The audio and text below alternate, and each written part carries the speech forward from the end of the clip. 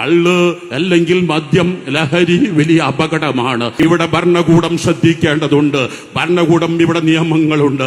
ആ നിയമങ്ങളൊക്കെയും പണ്ട് കാലങ്ങളിലുള്ള നിയമങ്ങളാണ്. രാസവസ്തുക്കൾ കണ്ടെത്തുന്നതിന് മുമ്പുള്ള നിയമങ്ങളാണ്. അത് കൊണ്ടുപോയാൽ പിടിക്കപ്പെടണമെന്നുള്ളത് നിയമങ്ങൾ ഓരോന്നും വിശദീകരിക്കാൻ ഇത്ര കണക്ക്. ഇപ്പോൾ ലഹരി ഉപയോഗിക്കുന്നവരാകട്ടെ ചെയ്യുന്നത് 250 ഗ്രാം എന്നാണ് പറഞ്ഞെങ്കിൽ 240 ഗ്രാമുമായി. അപ്പോഴാണല്ലോ ജാമ്യമില്ലാത്ത അറസ്റ്റിന് അവർ വെച്ച നിയമങ്ങളൊക്കെയും ഇവിടെ രാസരവ ലഹരികൾ കണ്ടുപിടിക്കുന്നതിന് മുമ്പാണ്. കാലത്തിനനുസരിച്ച് നിയമങ്ങൾ മാറ്റേണ്ടതുണ്ട്. ഇവിടുത്തെ ഗവൺമെന്റിനോട് പറയാനുള്ളത്, ആദ്യമായി ഗവൺമെന്റ് ചെയ്യാനുള്ളത്, നിയമരംഗത്ത് ശക്തമായ ഭേദഗതി ആവശ്യമാണെന്ന് പറയുന്നു. വേദനയോടെ ഞാനൊരു കാര്യം ഉണർത്തട്ടെ. ഞങ്ങൾ ഇവിടെ പ്രവർത്തിക്കുന്ന മിംഹാർ എന്ന സ്ഥാപനത്തിൽ 20,000-ലേറെ മദ്യപാനികളെ മാറ്റിയെടുക്കാൻ കഴിഞ്ഞു എന്നല്ല, ഇവിടെ വന്ന ട്രീറ്റ്മെന്റിൽ ഇവിടുന്ന് വിട്ടതിന്റെ ശേഷം ഫോളോ അപ്പ് ചെയ്ത മുഴുവൻ ആളുകളിലും അത് പൂർണ്ണമായ പ്രതിഫലം കണ്ടു. ഇവിടെ കൊണ്ടുവരുന്ന ലഹരി ഉപഭോക്താക്കളിൽ പലതും റോഡ് സൈഡുകൾ വീണ് കിടന്നുകൊണ്ട് നാടറിയാത്ത, വീടറിയാത്ത, കുടുംബങ്ങളറിയാത്ത സാമൂഹ്യ സംഘടനകളും മറ്റുമൊക്കെയാണ് കൊണ്ടുവരാറുള്ളത്. അടുത്ത ദിവസം ഒരു ജനപ്രതി MLA വിളിക്കുകയായി, എന്റെ നാട്ടിൽ 17-കാരൻ ലഹരിക്ക് അടിമപ്പെട്ടിട്ടുണ്ട്, ഇവിടെ അഡ്മിറ്റ് ചെയ്യണം. ഞങ്ങൾ പറഞ്ഞു, ഞങ്ങൾക്ക് എന്തു ചെയ്യാനാണ്? ഇവിടുത്തെ ഭരണകൂടത്തിന്റെ നിയമമനുസരിച്ച് 18 വയസ്സ് വരെ മൈനറാണ്. 18 വയസ്സിന്റെ മുമ്പ് അഡ്മിറ്റ് ചെയ്യണമെങ്കിൽ രക്ഷിതാവ് കൂടെ ഉണ്ടാവണം. MLA പറഞ്ഞാലും MP പറഞ്ഞാലും മന്ത്രി പറഞ്ഞാലും ആര് പറഞ്ഞാലും ഞങ്ങൾക്ക് അഡ്മിറ്റ് ചെയ്യാൻ പറ്റില്ലല്ലോ എന്ന് പറഞ്ഞപ്പോൾ ആ MLA പറഞ്ഞു, ഞാൻ പല അഡിക്ഷൻ സെന്ററുകളും ബന്ധപ്പെട്ടു, അവരെല്ലാവരും പറയുന്നത് അതാണ്. ആ നിയമം ഭേദഗതി ചെയ്യാൻ ഞാൻ പരമാവധി അടുത്ത നിയമസഭയിൽ ശ്രമിക്കും എന്നാണ് പറഞ്ഞത്. ഇവിടെയാണ് ഒന്നാമതായി ഞങ്ങൾക്ക് ഭരണകൂടത്തോട് പറയാനുള്ളത്.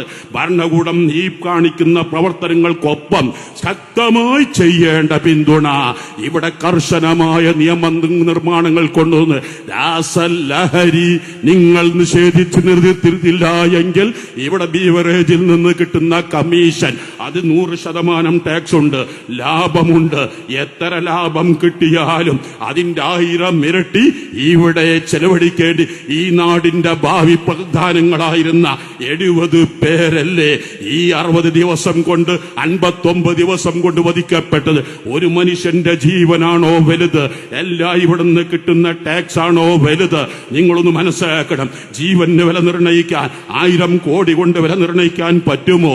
ഇന്ന് സെൻട്രൽ യൂണിവേഴ്സിറ്റികളിലും അതുപോലെ തന്നെ പല യൂണിവേഴ്സിറ്റികളും പഠിക്കുന്ന ഡിഗ്രിക്കാരും PGക്കാരും കലാലയങ്ങളിൽ വളർന്നു വരേണ്ട ഇവിടുത്തെ പ്രധാനമന്ത്രിയും അതുപോലെ തന്നെ ഇവിടുത്തെ ഇന്ത്യൻ പ്രസിഡന്റുമാകേണ്ട എത്ര മഹാപ്രതിഭകളാണ് രാസവസ്തുക്കൾ ഉപയോഗിച്ച് മാസങ്ങളെ കൊണ്ട് ബുദ്ധിമരവിച്ച് പിന്നെ കുറച്ച് മാസങ്ങൾ കഴിയുമ്പോഴേക്ക് ശ്മശാനങ്ങൾ എത്തിപ്പെടുന്നത്.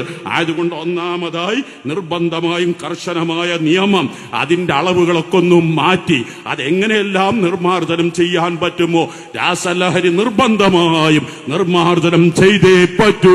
അതിന്റെ ഒരംശം പോലും ആരിലും കാണാൻ പാടില്ല എന്നൊരു കർശനമായ തീരുമാനം കൊണ്ടുവരിക. രണ്ടാമത്തത് ശക്തമായ ബോധവൽക്കരണം നടത്തുക. മൂന്നാമതായി സിലബസുകളിൽ ലഹരി വിഭാഗത്തെ കുറിച്ച് സ്കൂളുകളിലും കോളേജുകളും എല്ലാ സ്ഥാപനങ്ങളിലും ലഹരിയുടെ വിപത്തുകളെ കുറിച്ച് പറയുക. മൂന്നാമതായി ലഹരി അകത്ത് കിടക്കുന്ന വഴികൾ എന്തെല്ലാമുണ്ടോ അതെല്ലാം തടയുക. നാലാമത്തെ കൂട്ടുകെട്ടുകളെ കുറിച്ച് മാതാപിതാക്കളും അധ്യാപകന്മാരും നാട്ടുകാരണവന്മാരും ശ്രദ്ധിക്കുക. ക്യാൻസർ 4ാം സ്റ്റേജിലെത്തി, 5ാം സ്റ്റേജിലെത്തി ട്രീറ്റ്മെന്റ് നടത്തുന്നതിന് അർത്ഥമില്ല.